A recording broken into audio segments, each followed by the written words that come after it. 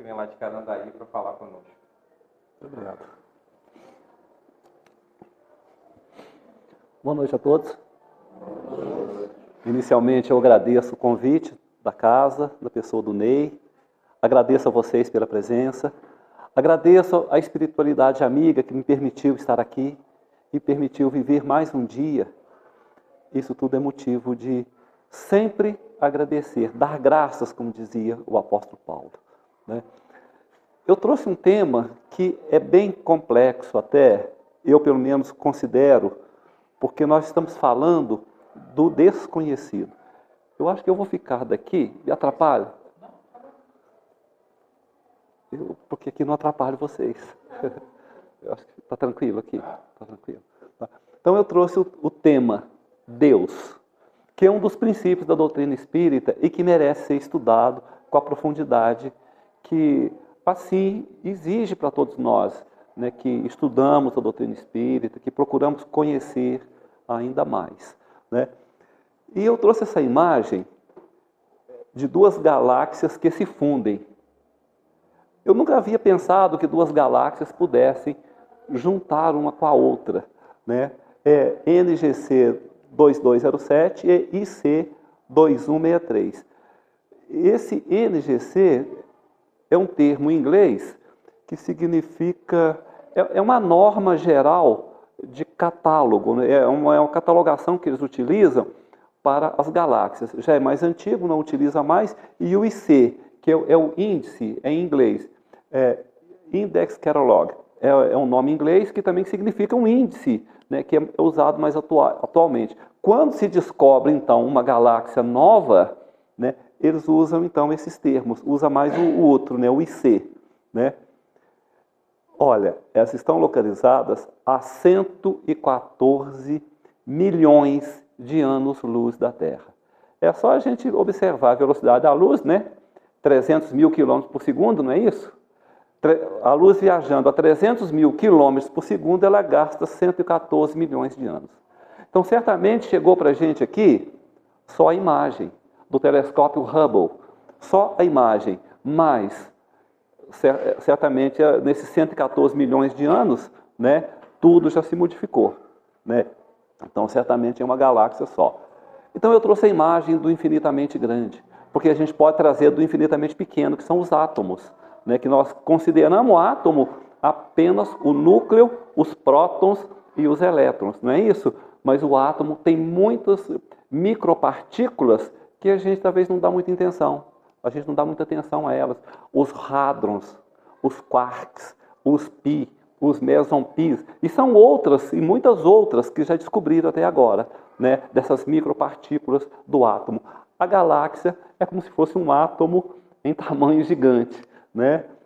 Mas é só para a gente ter uma ideia do infinitamente grande e do infinitamente pequeno, e que Deus está presidindo tudo isso, né? Eu vou, como eu sempre trago para vocês, aqui nos estudos, eu nunca trago nada meu, eu só faço comentário. Eu procuro buscar nas obras básicas e nas obras complementares o fundamento para o meu estudo, que eu entendo que assim ele se torna mais autêntico, né? Então eu peguei esse livro, que é Deus na Natureza, do Camilo Flammarion, é a quinta parte. Camilo Flammarion conviveu com Kardec, é contemporâneo dele, né? E nesse livro, Deus na Natureza, o Flammarion escreveu, a ideia geral de Deus é relativa ao grau intelectual dos povos e aos progressos espirituais da humanidade. A ideia de Deus é relativa, porque Deus é absoluto e nós somos relativos. E dentro desse relativismo que nós nos vemos, cada um de nós faz uma ideia de Deus diferente, de acordo com a sua concepção, com o seu entendimento, com a sua formação cultural, emocional, religiosa, psicológica, etc., né? E ele coloca, o Flammarion, a maioria dos crentes em Deus o conceitua como super-homem, assentado acima das nossas cabeças, presidindo nossos atos. É assim que muitos de nós ainda acham que Deus está logo ali nas nuvens. E não é bem assim, né? Deus é absoluto e nós não o compreendemos. Impossível. É impossível a gente fazer qualquer questionamento, a gente procurar entender Deus. Isso é no atual momento da nossa evolução, a gente esquece, é impossível. Cada um de nós tem uma concepção diferente, né? Um outro também, que é contemporâneo de Kardec, é o Leon Denis, no livro O Grande Enigma, capítulo 1. Ele diz o seguinte: Deus vai se revelando mais brilhante e mais sublime à medida que escalamos o degrau do progresso espiritual. À medida que a gente vai progredindo tanto moralmente quanto intelectualmente, as ideias de Deus vão se dilatando também. Eu digo por mim, eu venho da Igreja Católica, eu fui católico até por volta dos 19, 20 anos. A ideia que eu tinha de Deus na Igreja Católica era a ideia de Deus que eu tinha na doutrina espírita, quando eu entrei na doutrina espírita, era uma. Hoje, eu já compreendo Deus de uma outra maneira, que eu vou falar mais no finalzinho. Então, à medida que a gente vai tendo outros entendimentos, a gente vai estudando mais, a gente passa a entender Deus de uma maneira também mais aprofundada. Tá? Ideias de Deus na antiguidade. Aí, meus irmãos, qualquer dúvida que vocês tiverem, vocês podem perguntar, acrescentem aquilo que vocês acharem que o tema merece ser acrescentado. Então, na antiguidade, Deus era visto primeiramente como um dos elementos da natureza, como o sol, a lua, a luz, etc. E eles acreditavam, por exemplo, que quando havia as grandes tempestades, Deus estava raivoso, Deus estava irado. Quando havia os trovões, significava que Deus estava com raiva da população, do ser humano, dos seus filhos. Então isso era a concepção de uma época. Posteriormente, cada família, cada tribo possuía seus deuses particulares e lhes ofertavam os frutos da terra como oferendas. Quem lê o livro há 2000 anos mostra Públio Lentulus e Taciano, numa casa palaciana em Roma, oferecendo à deusa Cíbele os frutos da terra, que eram trigos e maçãs.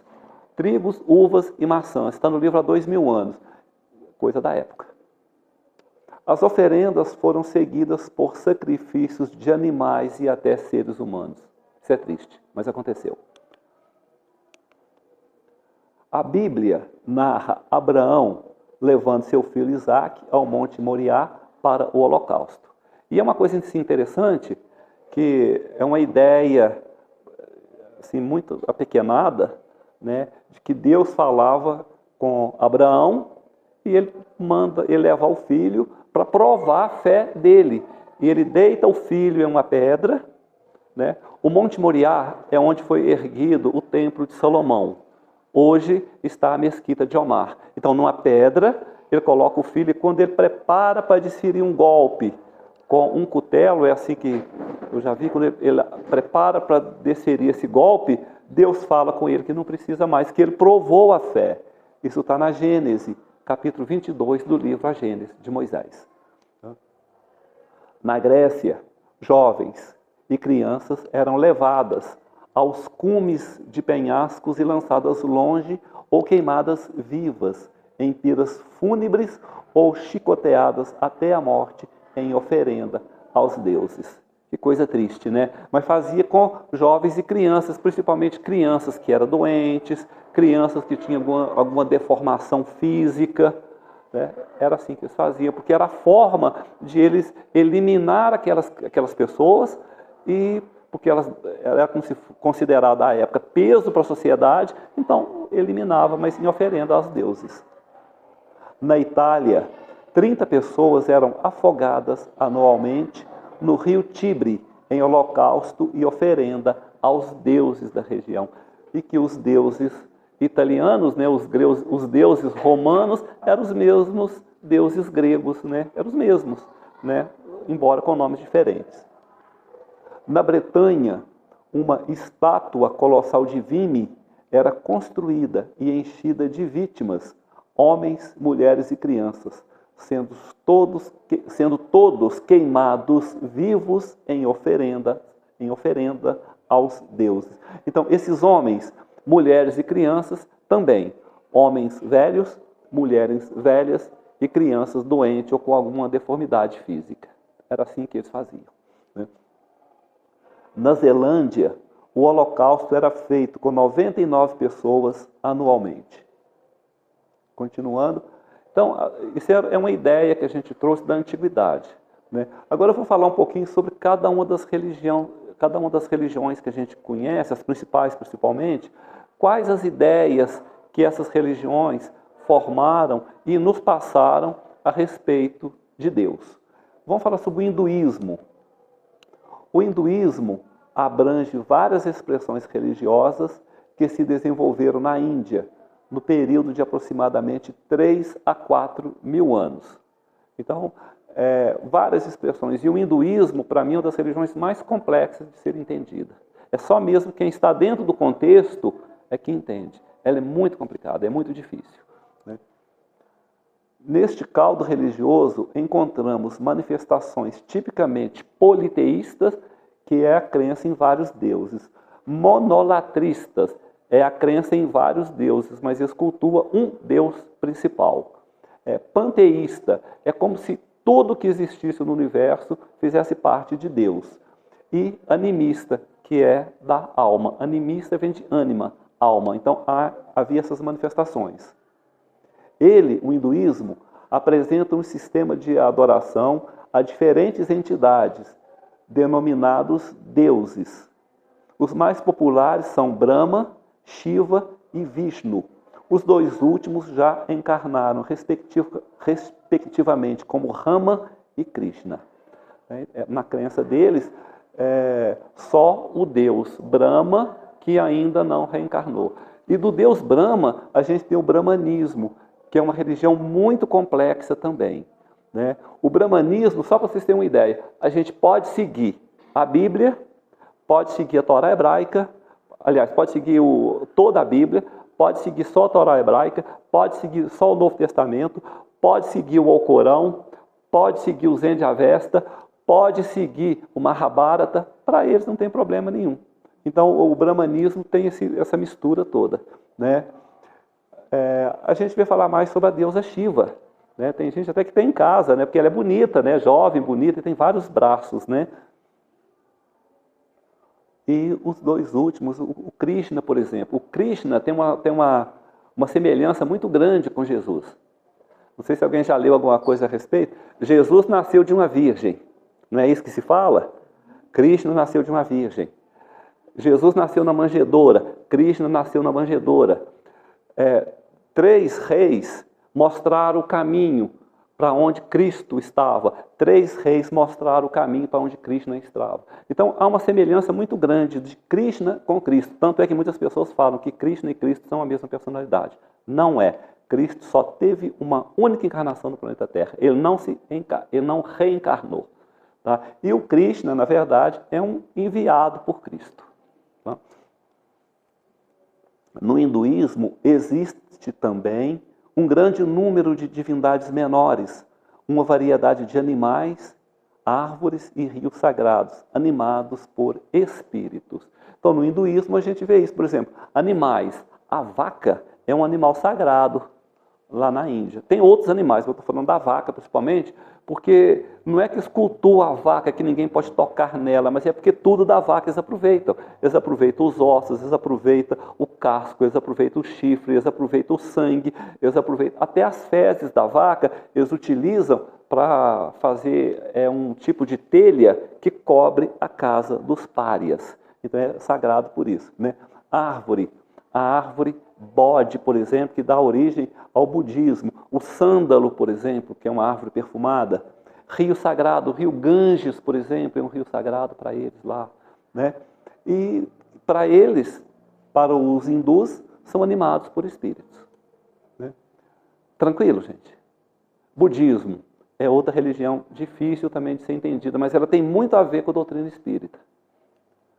No budismo, há uma conceituação de um Deus, não há uma conceituação de um Deus pessoal e criador, porque não se pode formar de Deus uma ideia justa e precisa.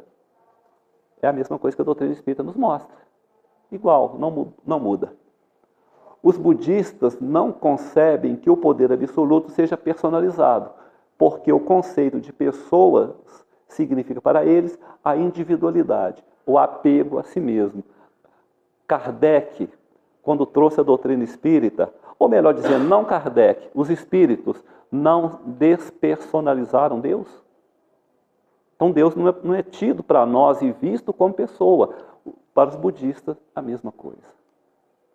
Para eles, a criatura entra em contato com a experiência direta, que não é a existência de Deus, mas a experiência da vida. O Espiritismo mostra a mesma coisa.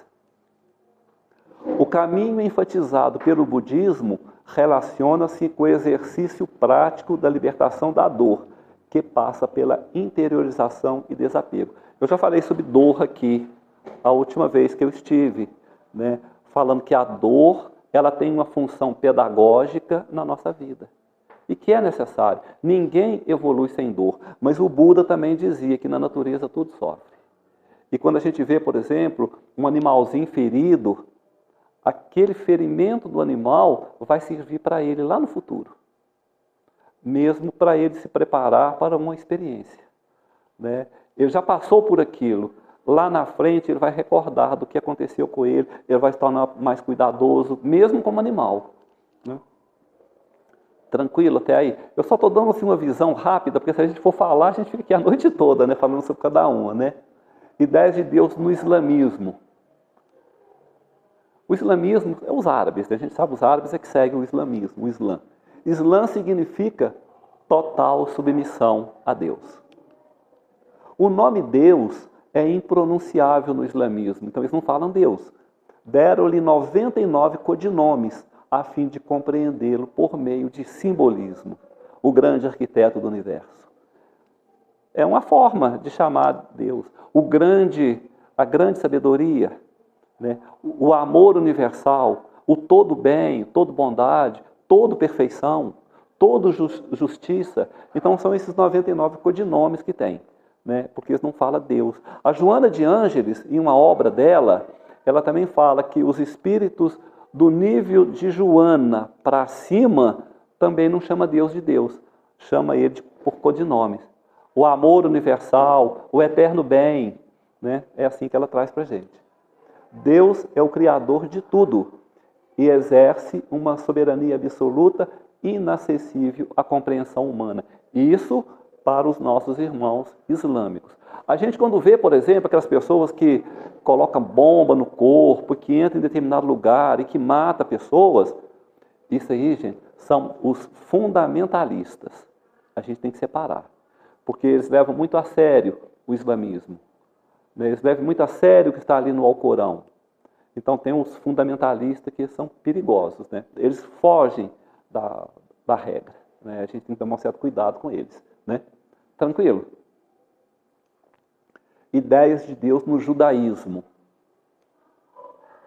Antes da vinda de Elias, do profeta Elias, incluindo os hebreus, todos os povos eram idólatras e politeístas. A gente sabe disso. Né? De Elias para cá, a gente sabe o que aconteceu com ele, né? A luta dele com os sacerdotes de Acabe, né? Aquela problemática toda, né? Depois ele volta como João Batista, né? Então ele tendo que resgatar aquilo que ele fez quando Elias, né?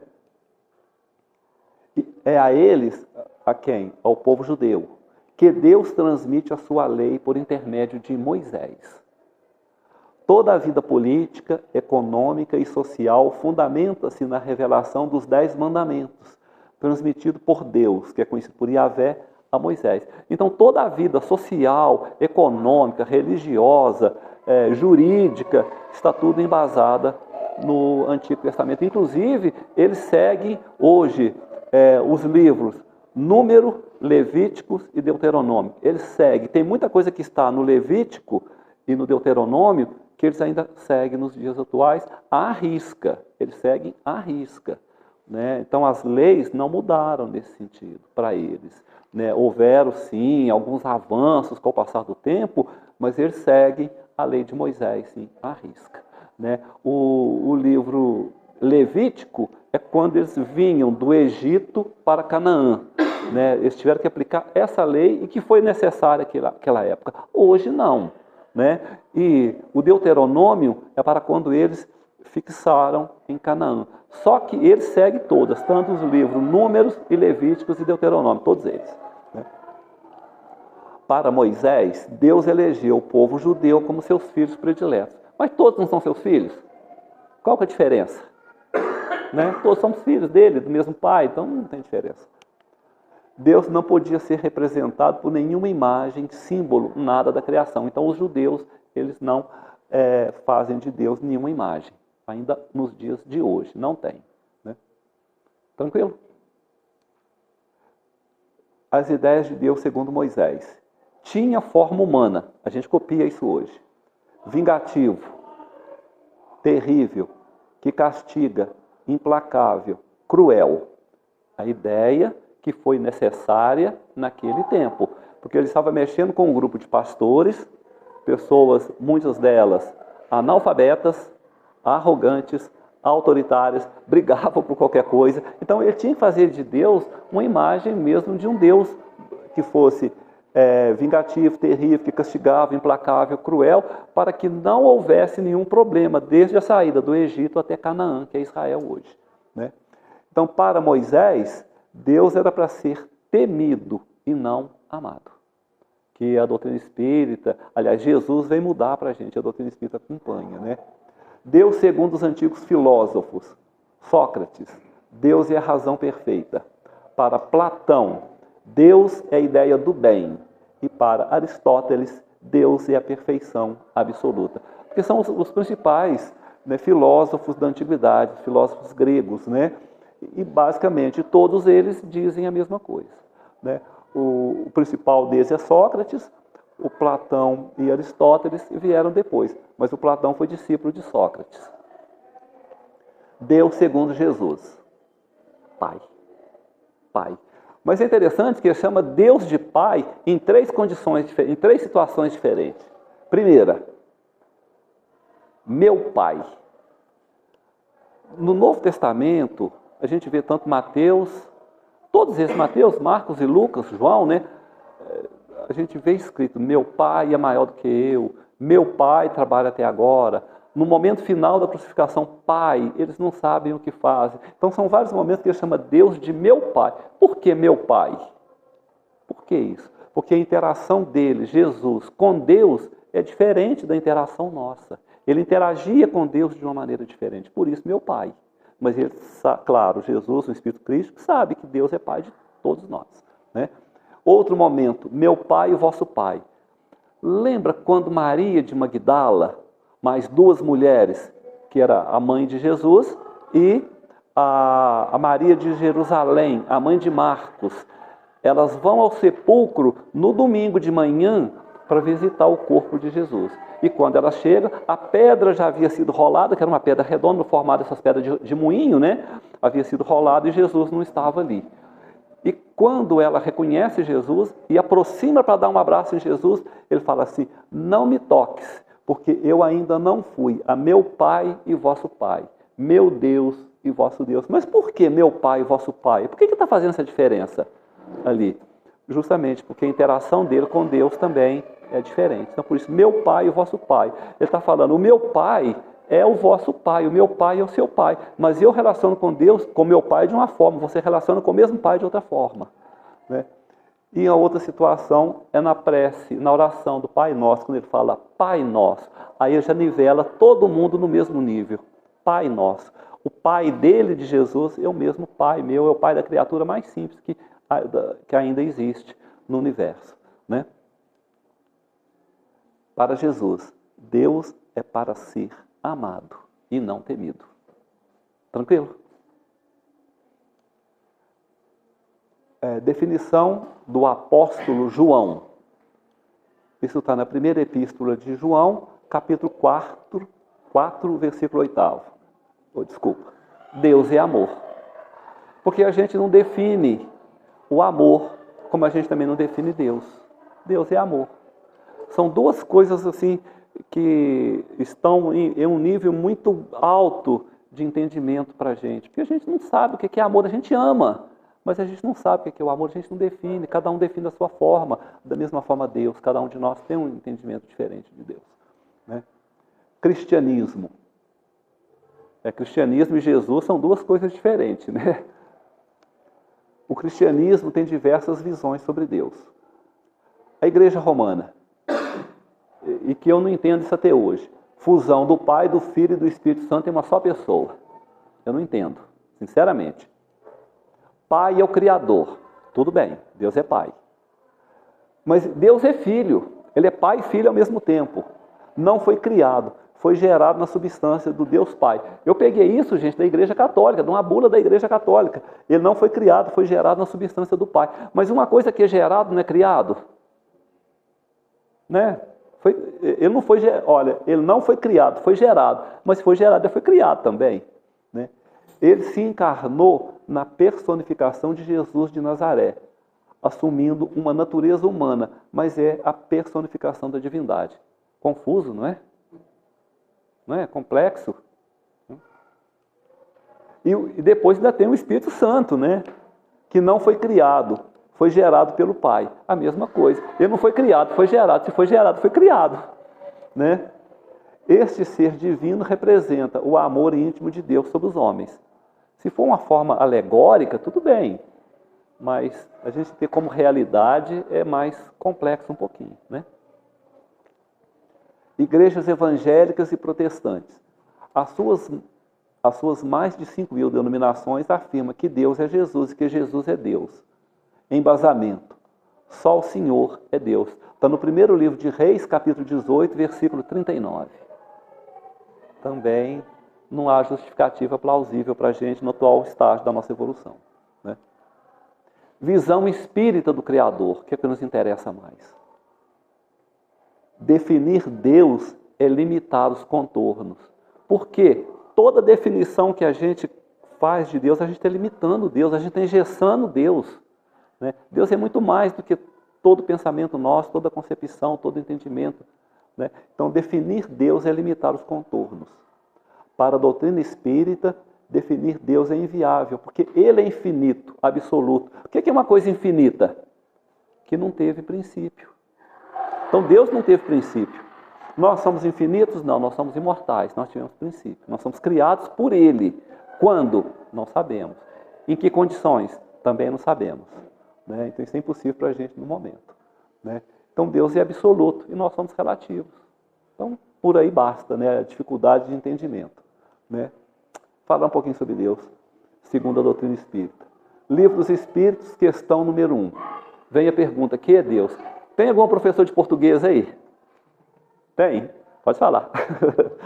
Não vou forçar a barra, não. Pelo seguinte, o pronome que. O que significa que? É um pronome interrogativo, claro. Mas faz referência à pessoa? Não. Ele não faz referência à pessoa. Ele faz referência a coisas. Né? Então, que é Deus? Porque se ele estivesse personificando Deus, a pergunta seria, quem é Deus? Porque quem, o pronome interrogativo quem, faz referência à pessoa. Então seria quem é Deus? Mas não, a pergunta é que é Deus. Eu tive curiosidade de buscar, inclusive no francês original. A pergunta lá é essa mesmo, que é Deus? Né? Aí vem a resposta, Deus é a inteligência suprema, causa primeira de todas as coisas. Define Deus? Não. É uma definição que está na compreensão do nosso atual estágio de evolução. Inteligência suprema, causa primeira de todas as coisas. Mas Deus é muito mais do que isso. Agora, o que Ele é mesmo, nós não sabemos. Ele está muito acima, né? Livro dos Espíritos, questão número 4. Onde se pode encontrar a prova da existência de Deus? Num axioma, o ditado, né? Provérbio, que aplicais às vossas ciências. Não há efeito sem causa. Se tem uma causa, tem que ter... se tem o efeito, tem que haver uma causa. Procurai a causa de tudo que não é obra do homem, e a vossa razão responderá. O homem nada mais faz do que transformar o que já existe. Mas o homem não é capaz de criar nada. Ele só transforma. Ele transforma, por exemplo, uma pedra, o quartzo comum, e cria o vidro. Mas o homem não é capaz, e transforma a pedra, o quartzo, no vidro, mas o homem não cria o vidro, né? Livro dos Espíritos, questão número 13. Pergunta de Kardec.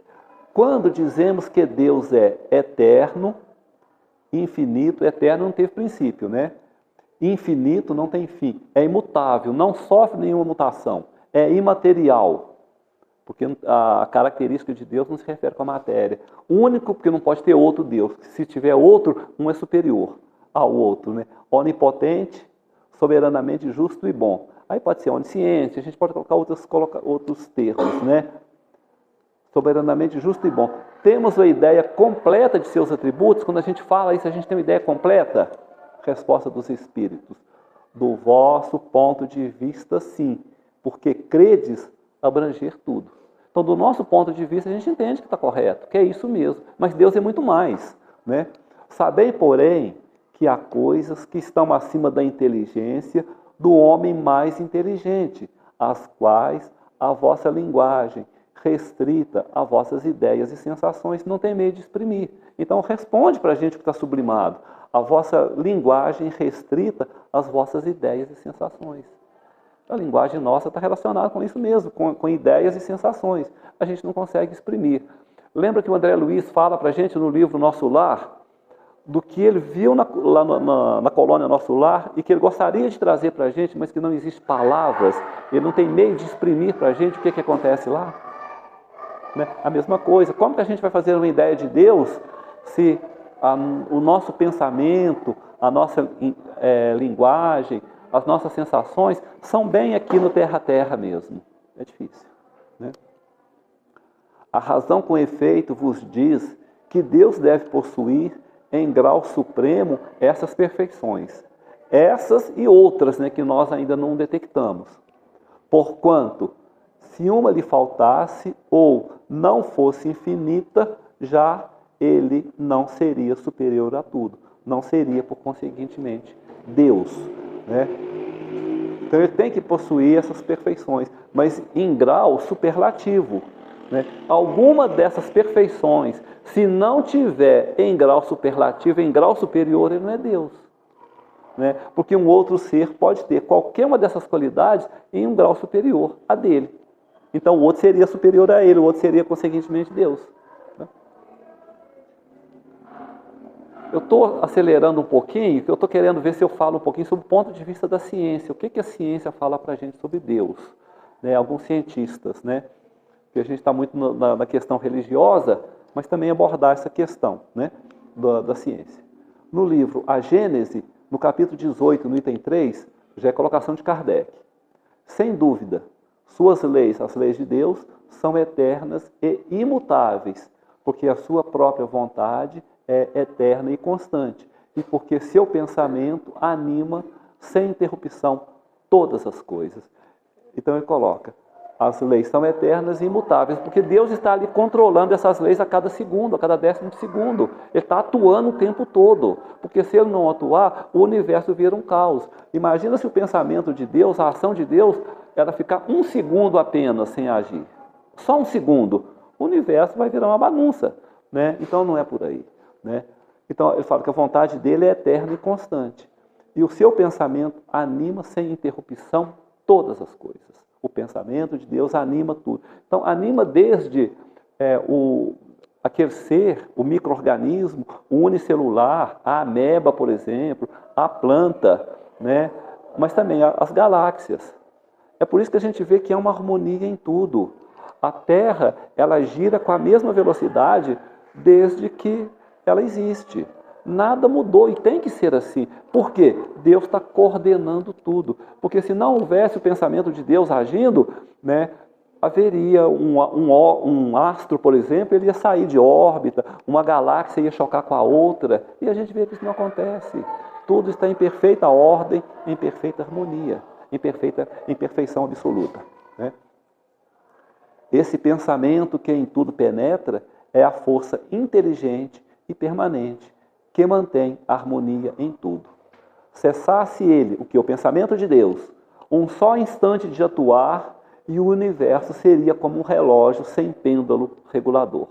Hoje a gente não vê muito aquele relógio com pêndulo não, aquele relógio antigo com pêndulo, né? O pêndulo é que controla os segundos, cada movimento do pêndulo é um segundo, né? Então, se o pensamento de Deus parar de atuar, é como se não houvesse, é como se fosse um relógio sem pêndulo, ele não teria essa precisão que tem, né? Deus, pois, vela incessantemente pela execução de suas leis, e os espíritos que provou o espaço são seus ministros. No caso, Jesus, que é o governador do planeta Terra. Mas o pensamento de Deus, a atuação de Deus é constante no planeta Terra. Até em nós. Se não fosse Deus, nós não estaríamos aqui. Por quê? O fluido cósmico universal, ele tem várias mutações. E uma delas é o fluido vital. O fluido vital é que nos permite estar vivo. De onde que vem o fluido vital? Do fluido cósmico universal, que vem de Deus. Então, nós estamos vivos por causa de Deus que mantém a nossa vida aqui, né? Gênesis capítulo 2, item 22. Suponhamos um fluido bastante sutil para penetrar todos os corpos. Um fluido, claro que a gente não pode dizer fluido, mas era uma linguagem da época, de 1857. O livro A Gênesis me parece que é de 62, se eu não estou enganado agora, né? Me parece que ele é de 62. Então, um fluido não é fluido, a gente pode dizer que seja uma energia, né? A gente não conhece hoje os neutrinos, a ciência não está falando dos neutrinos, que ele é muito pequeno, ele pode entrar na Terra, aqui, ultrapassar a Terra, varar do outro lado sem ninguém perceber. Ele pode entrar dentro de um de nós aqui, varar do outro lado e a gente não perceber, né? Então, é uma energia. Se imaginarmos o quê? Esse fluido, dotado de inteligência, de faculdades perceptivas e sensitivas, ele já não atuará às cegas, mas com discernimento, vontade própria e liberdade. Verá, ouvirá e sentirá. Então, se esse fluido, vamos dizer, essa energia for inteligente, ela percebe tudo. Então, ele está fazendo a comparação de Deus com esse fluido, com essa energia. E vocês sabiam que a Joana de Ângeles, ela diz isso através do Divaldo, que Deus é uma energia pensante e atuante do universo? Colocação dela. Outro livro que eu comecei com ele, né, que é o Deus da Natureza, do Camilo Flammarion, e ele diz o seguinte: inteligência soberana, unidade universal, qual imenso foco, onde todos os seres vêm a unir a força, a luz e a vida necessárias para os guiar na senda dos seus destinos. Então, Deus, essa inteligência soberana, essa unidade, onde todos nós vamos convergir para Ele, né? É como se fosse uma grande luz que ilumina outras luzes, mas não desgasta, ela mantém sempre acesa, né? Deus, segundo Leon Denis, é força inteligente, universal e invisível, que se encontra na natureza, comandando, ordenando e construindo sem cessar, agindo eternamente. Então ele não fala que Deus é pessoa, ele fala que Deus é uma força inteligente, universal e invisível, que se encontra na natureza. Ou seja, na visão dele, de Leon Denis, Deus está em todo o universo. Ele não se restringe, porque se ele fosse um ser, uma pessoa, né, ele estaria em determinado lugar. Então é por isso que a doutrina espírita, que eu falei no início, a doutrina espírita, ela despersonifica Deus. Deus não tem característica de pessoa, de ser, né? A gente não pode comparar nunca Deus com Jesus, né? Então Deus é essa energia, essa força que se encontra na natureza, comandando, ordenando e construindo sem cessar, agindo eternamente. Então todo lugar onde existe vida, até no vácuo, que a gente fala que no vácuo não existe nada, existe sim, né? Em outras formas, Deus está ali. Então Deus está em todo o universo, em qualquer parte do universo que a gente puder imaginar, Deus está presente, né? Avanços científicos a respeito de Deus. Então eu vou falar um pouquinho sobre o ponto de vista da ciência. Até aí, meus irmãos, está tranquilo? Então o que a ciência vem falar para a gente hoje a respeito de Deus, né? Parece-me que a credibilidade nesse momento é maior. Porque quando os religiosos falam, muitas vezes a gente fica naquela dúvida, a gente se cala, não, aqui é um religioso que está falando. Mas quando é um cientista que fala, as coisas mudam um pouquinho, né? Então a gente tem aqui o Dr. Cressy Morrison, que ele foi presidente da Academia de Ciências de Nova York e diretor do Museu de História Natural de Nova York. Então esse senhor, ele fala que crê em Deus por algumas razões. Uma das razões que ele fala que crê em Deus é lógica. Ele crê em Deus por uma questão de lógica. Uma delas, a atmosfera da Terra mede 60 quilômetros. Por que ela mede 60 quilômetros? Sabe? Porque a cada minuto caem meteoros e meteoritos sobre a Terra. Se não tivesse essa atmosfera, não existiria vida aqui. A gente seria a todo momento atingido por esses meteoros e por esses meteoritos. E ainda, alguns ainda conseguem ultrapassar, né? Alguns queimam, mas ainda chega aqui. Poucos, mas muitos ainda chegam. Então, por isso que ela tem que ter 60 quilômetros. Se ela fosse menos de 60 quilômetros, alguns poderiam escapar. Então, ele fala, o Cressy Morrison, essa questão de lógica. Mas mesmo na lógica, ele fala que a velocidade da Terra é de 1.675 quilômetros. Ela está, neste momento, a 1.675 km por hora. É ultrapassado apenas por esses caças, esses aviões caças, né? Mas por que isso? Que ela tem que girar nessa velocidade? Porque se ela não girar nessa velocidade, nós não teríamos os dias de 24 horas. Não teríamos, por exemplo, tipo, para nós aqui, região equatorial, dias de 12 horas e noites de 12 horas. Se ela girasse mais rápido um pouquinho, os dias seriam menores, não seria de 24 horas, né? E se ela girasse mais lento, os dias seriam maiores. Então, tudo é uma questão de lógica. O Sol está distante da Terra 150 milhões de quilômetros. Essa é a distância do Sol da Terra. 150 milhões de quilômetros. Mas tem uma razão também de ser, tem uma lógica. Por que ele está a 150 milhões de quilômetros e não a 160, não a 140? Porque o Sol vai garantir a vida aqui na Terra. Ele precisa estar nessa distância. Se ele estiver mais perto da Terra, aliás, se a Terra estiver mais perto do Sol, o Sol surgiu primeiro, né? A Terra foi tirada do Sol. Se a Terra estivesse mais próximo do Sol, não existiria vida. Principalmente nessas regiões mais próximas à linha do Equador, não existiria vida. Então, tem que estar essa distância. E se ele estivesse mais afastado, certamente não existiria a vida subaquática. Então, tem uma razão de ser. Deus não fez por acaso. Aliás, aqui foi Jesus que construiu, né, a Terra. A Lua está distante da Terra 370 mil quilômetros. É a distância da Lua. Também por uma razão de lógica, segundo o Dr. Cressy Morrison. Desculpa, eu esbarrei aqui. Ela está a essa distância. Se ela estivesse mais perto da Terra, nós teríamos ondas maiores do que o Himalaia.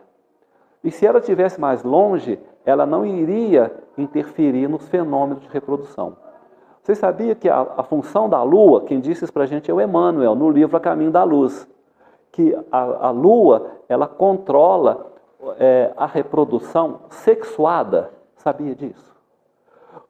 Hoje, tem um médico lá em São Paulo, ele inclusive deu aula na Faculdade de Medicina em Barbacena aqui, Sérgio Felipe de Oliveira.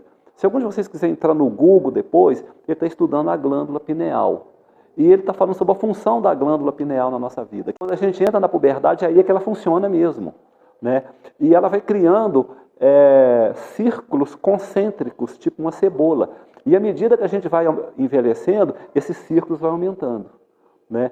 Isso significa que ela está trabalhando mais, né? Então a função dela não é apenas frear os instintos sexuais nossos, mas também na infância, mas também ela é a glândula da vida mental. Quem fala isso também é o André Luiz. Me parece que é no livro Missionários da Luz, se eu não me engano. E a gente sabe qual que é o período de fertilidade da mulher. Não são 28 dias? É o período que a Lua gasta para dar a volta na Terra. E o que controla isso? A glândula pineal. Os 28 dias, tá? Do ciclo, né? Então, tudo tem uma razão de ser. Vida. Os mais importantes biólogos têm comparado as folhas das árvores e nunca descobriram duas folhas completamente iguais na mesma árvore. E seus biólogos pegam uma árvore, não vê duas folhas iguais. Instinto dos animais. O João de Barro constrói sua casa com a porta em sentido oposto à direção dos ventos. Sabia disso? O João de Barro, ele tem como que um chip no cérebro, como os outros animais também têm. As andorinhas, por que as andorinhas saem lá dos Estados Unidos, vêm para cá, reproduzem aqui e voltam para lá de novo? Parece que elas têm um chip, porque elas poderiam perder o rumo, né? Mas não perdem.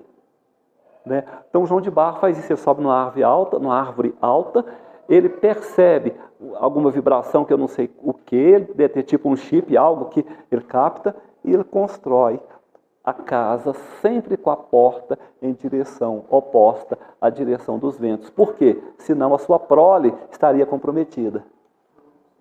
Né?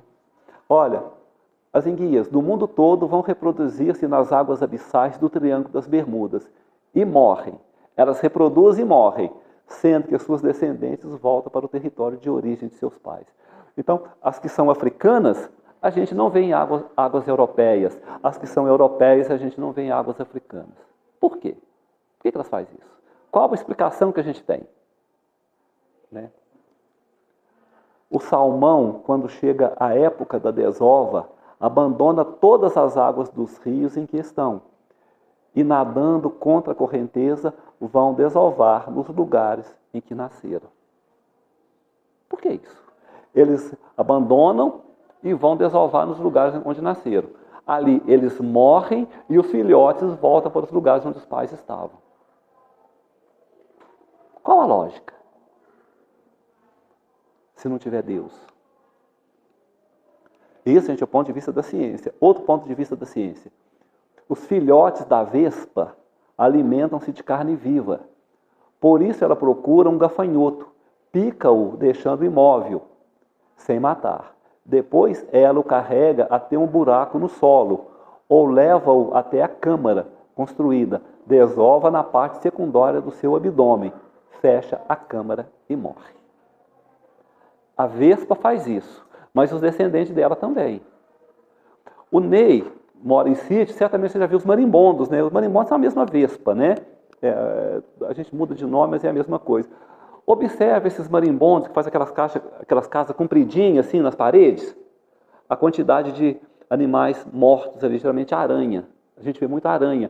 Então o que eles fazem? Eles pegam a aranha, pica na aranha, não mata a aranha, a fêmea deposita seus ovos no abdômen da aranha, a aranha está viva, porque os filhotes têm que alimentar de carne viva. Eu estou falando porque eu já vi essa experiência, eu já fiz essa experiência. O meu sogro tem sítio na casa dele, a gente vê muito, né, Marlene? Faz essas casinhas, né? A gente vê muito em parede lá dessas casas, assim, na zona rural, a gente desmancha e a gente vê que os animais estão vivos ainda. Né? Fecha e morre. Né? Genes e cromossomos. Se por acaso reduzisse a população da Terra em 7 bilhões de pessoas, a gente reduzir a 7 bilhões, a condição de genes e cromossomos, ou cromossomas, toda a humanidade caberia num dedal de costureira e não encheria o dedal. Se reduzisse tudo em genes e cromossomos, de tão pequeno que são, né, caberia num dedal. Qual a explicação? Eu estou acelerando um pouquinho, porque eu vou falar sobre esses dois aqui. Esse senhor simpático aqui, o Francis Collins, Francis Sears Collins, é um geneticista estadunidense. É diretor do projeto Genoma Humano, o qual administrou por 20 anos e foi o responsável, ele foi o responsável por 50 universidades que trabalharam para identificar um feito espetacular da ciência moderna, o mapeamento do DNA humano. Este senhor, o Francis Collins, ele com uma equipe, que ele não ficou só dando ordem, não, ele ficou trabalhando mesmo, né? Então ele coordenou esse projeto Genoma Humano com mais de 50 universidades. E interessante é que ele diz o seguinte: agora nós sabemos como Deus criou a vida, graças à decodificação do genoma humano. Então ele entende a partir dali, né? Neste genoma nós temos toda a história da evolução, as mutações, as transformações, o destino, os objetivos da vida, esse processo normal de alteração até a conquista da consciência. Agora, nós sabemos como é que Deus trabalhou para que tivéssemos vida. E isso um ponto de vista de um cientista, né? Que quando é um religioso que fala é mais fácil. Um espírita, por exemplo, é mais fácil. Mas para um cientista é mais complicado. E ele falou a mesma coisa que nós espíritos estamos falando hoje.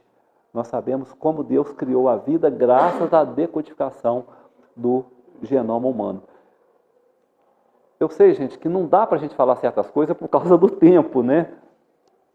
Eu sou teísta e encontro na história do genoma humano a presença de Deus, equacionando o grave problema do evolucionismo.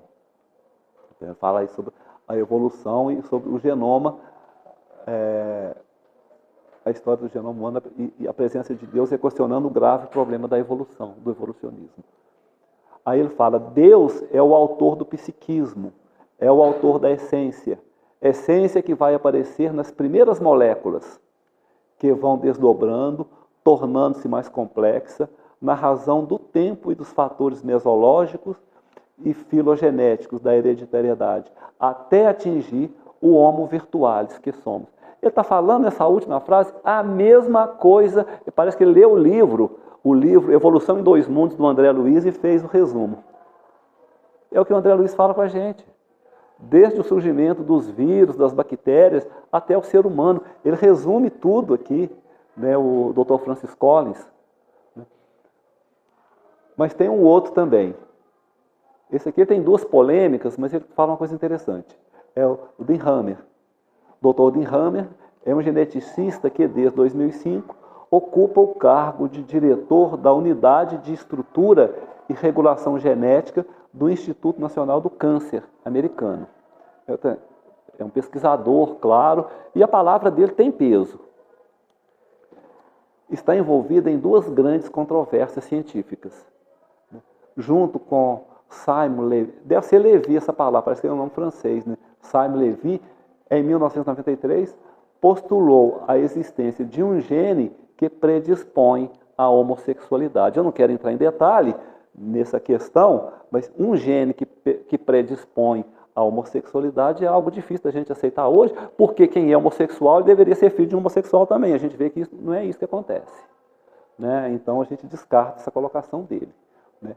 Em 2004, o Dr. Dean Hammer afirmou que, após realizar experiência com pessoas de diferentes credos, constatou que dos mais de 300 mil genes descobertos, existe um gene chamado VMAT2, que é o responsável pela crença em Deus. Então, segundo ele, tem esse gene que nos leva a crer em Deus.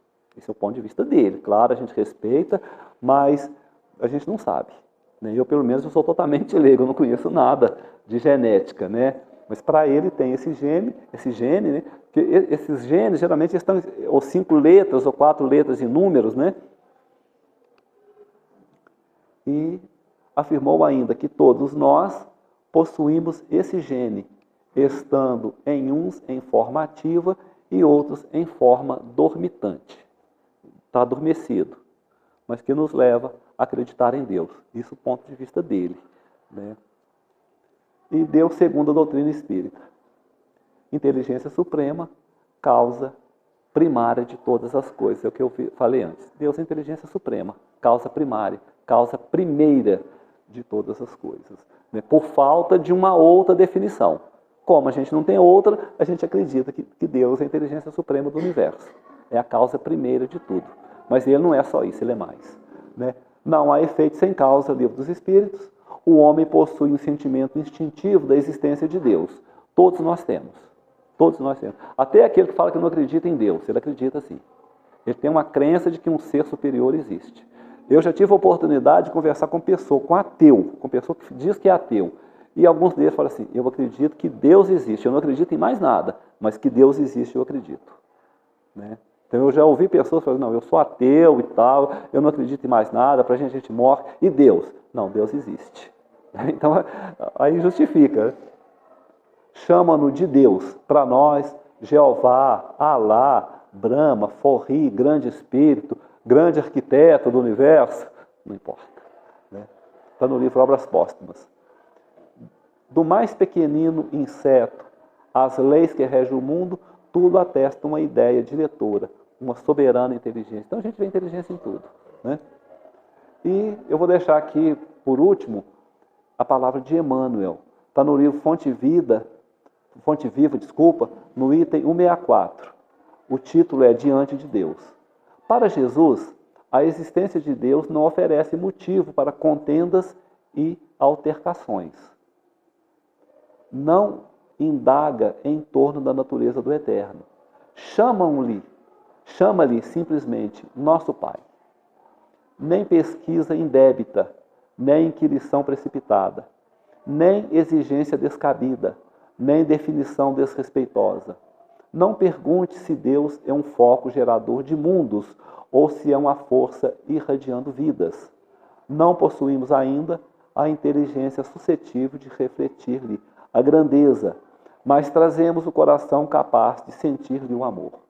Procuremos, assim, nosso Pai, acima de tudo, e Deus, nosso Pai, nos escutará.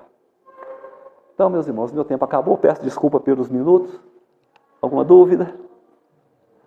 Algum acréscimo? Está tranquilo? Então, eu quero agradecer, Ney, mais uma vez o convite de você. Quero agradecer a vocês pela paciência de me ouvir esse tempo. Agradecer aos espíritos amigos por terem estado conosco nessa reunião, nos permitir estar aqui e que esse mesmo Pai, que Jesus, esses protetores individuais nossos, nos permitem voltar para nossos lares em paz, em harmonia. Uma boa noite a todos, muita paz. Que Jesus continue nos amparando sempre.